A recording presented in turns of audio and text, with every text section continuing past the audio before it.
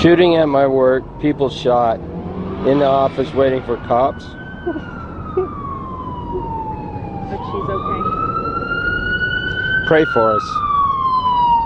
All right, ladies and gentlemen, obviously the father of one of the workers at the Inland Regional Center in San Bernardino, California, where the mass shooting took place earlier today out in California. Joining us now on the panel is Roger Simon, co-founder of PJ Media, award-winning novelist, and you could still read him at pjmedia.com, and Brent Budowsky, writer for The Hill and former aide to Senator Lloyd Bentsen. All right, gentlemen, here we are, and I want you to hear what Barack Obama said in Paris the other day while he was at the climate summit. Just listen to this short clip.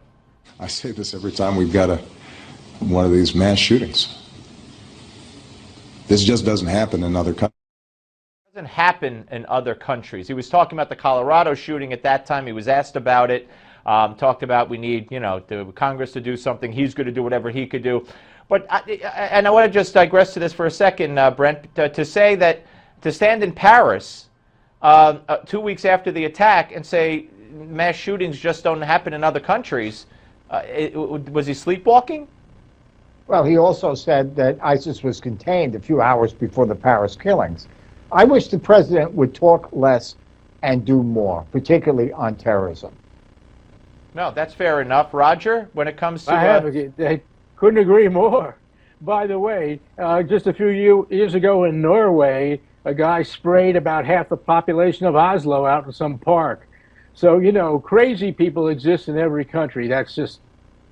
I mean, the problem with these mass killings and mass shootings is a lot of insane people. The ones that aren't terrorism, which terrorism is its own kind of insanity. But the ones that aren't terrorism are usually crazy people, and I think we've done a terrible job in our country of dealing with that. Brent, when it comes to the exploitation, as many of my mindset would call a statement from Hillary Clinton earlier today, before anything was known. I mean, before we knew how many were dead, anything, a tweet that said, "I refuse to accept this as normal. We must take action to stop gun violence now." Martin O'Malley tweeted out, "Enough is enough. It's time to stand up to the NRA." They can't wait until at that point we knew nothing. They couldn't wait until we at least know how many people are dead.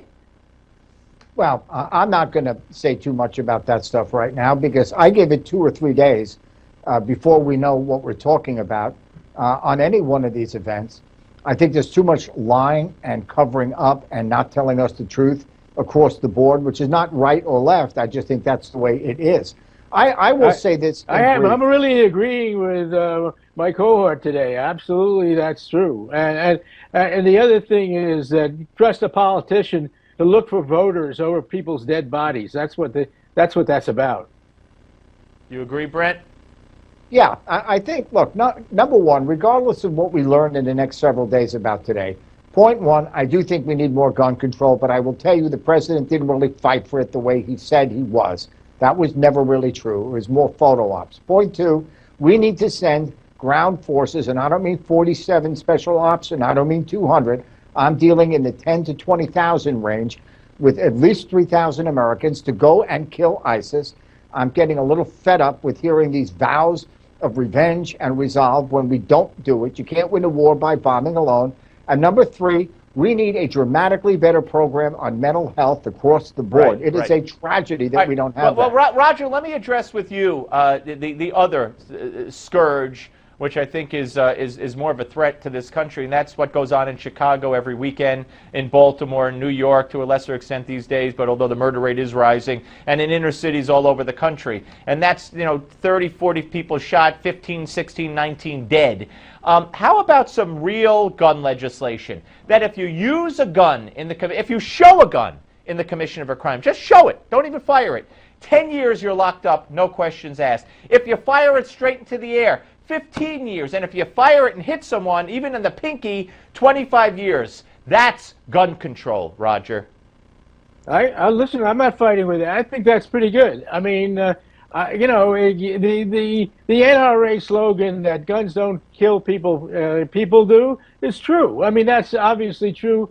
And, the real question is whether people should be able to have guns for self-defense. And situations like this one that's occurred in San Bernardino, if there were some people in that conference room with guns, people's lives might have been saved. I don't know. No one knows. Brett, The truth of the matter is that I actually agree with you. The real issue here is mental illness, because, man, that's I think Reagan has something to do. He cut back on some of that, and you can see that in the streets of L.A. today. All right, that's one place where I leave the right. I'd say I got to go, Roger. Got to go, but we're going to come back and talk about things we disagree with, politics.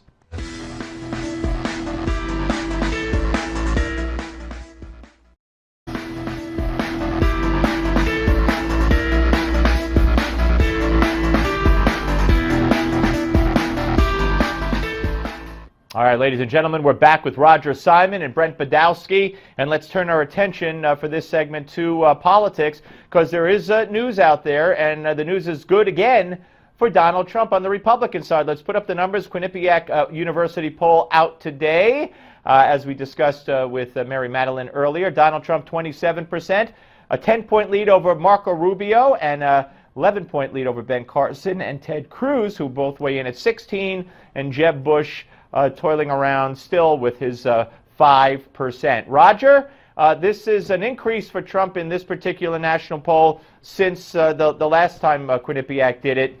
How do you explain this, or are you surprised at all? I'm not surprised, but what's interesting in that poll is the rise of Rubio. I've been writing on my articles on my blog that old line from The Godfather. When Michael Corleone fires Tom Hagen, it says, "Tom, we need a wartime consigliere." Well, right now, given what's going on in the world, the United States needs a wartime consigliere. And it better be someone who's good, level-headed, smart, and I don't know what's going to happen. I don't trust Hillary Clinton because she's a liar. And Donald Trump is a blowhard. So maybe Marco Rubio is the wartime consigliere we want. All right, Brent, you're on the other side. Before we get to Hillary and Sanders and all that, you have a column coming out in a few days about the GOP bloodbath, as you put it. What do you make? It'll be in the Hill newspaper Thursday, and it'll be at thehill.com tonight, Wednesday night. And what it is I'm predicting a GOP bloodbath in the primaries.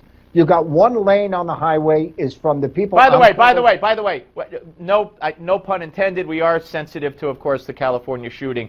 This is separate and apart, so that's just what he's calling your interpretation of the shooting. I just want to make that clear for anybody who is concerned about the shooting today. But go ahead, Brent.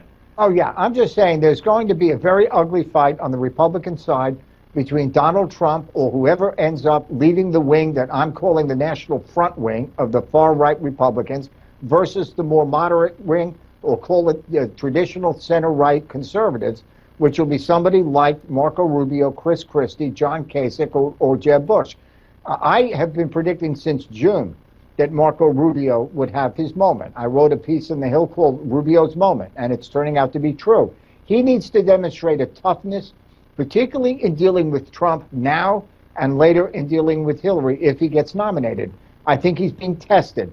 I think the most interesting thing about the new Quinnipiac poll is that Rubio is moving to take the lead on that portion of the Republican wing that is the more traditional center-right. I think that's a very important development. I've been predicting it for some time. Now Marco Rubio will be tested, as I suggested he someday would be. And Roger, we should have been blood brothers, because usually we fight, but I agree with everything you're saying here. And also, I think it's even more important now that people like Kasich and Bush seriously consider dropping out, because they're not going anywhere. They would have by now. They've had run terrible campaigns. No one's interested.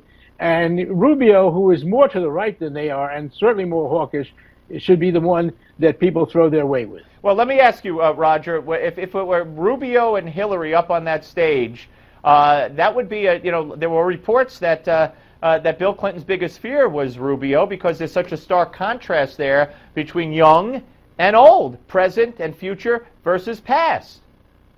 Well, everyone always said that Rubio could be potentially the JFK of the GOP. He could be. But, my cohort here is right. I mean, he's not yet tested, because who is tested at 44? But we'll find out. Maybe or maybe not, or maybe Trump will just run away with it, and that's that. So who knows? But I think it's going to be down. It's down to 3 really now, because Ted Cruz has a good shot too. Right. And what about you, Brent? I assume you're a Hillary supporter. Do you admire? Would you like to see Rubio in there? Well, as an American, yes. I'd like to see both parties nominate the best candidate. If Donald Trump gets elected, which I don't think is going to happen by any chance, I'd rather move to Paris at that point. But the answer is yes. I'd like to see Marco Rubio tested. I think he will be. I predicted he would be. If he does well when he's tested, if he looks presidential, his youth, his generational appeal, his Hispanic heritage are powerful assets. He needs to cross the threshold, and we will see if he does, of looking like a president. But I've always believed, and most Democrats privately agree, he's the most dangerous candidate that the Republicans could nominate to run against Hillary. And I also believe, I'd like to see the best person nominated in each party. Okay, final word, Roger. 20 seconds. Go ahead. Yeah, I just want to know how you can support someone who's such a congenital liar. I mean, well, that's a whole nother issue. Roger, Simon, Brent Budowsky. Next time you guys have to disagree on something, I think we just found out what it might be. If we need to come up with something for the next time these two gentlemen get together. Thank you both very much. And the Malzberg panel with Brett Hirschfield and Adam Thompson will discuss more on the California shooting. Don't go away.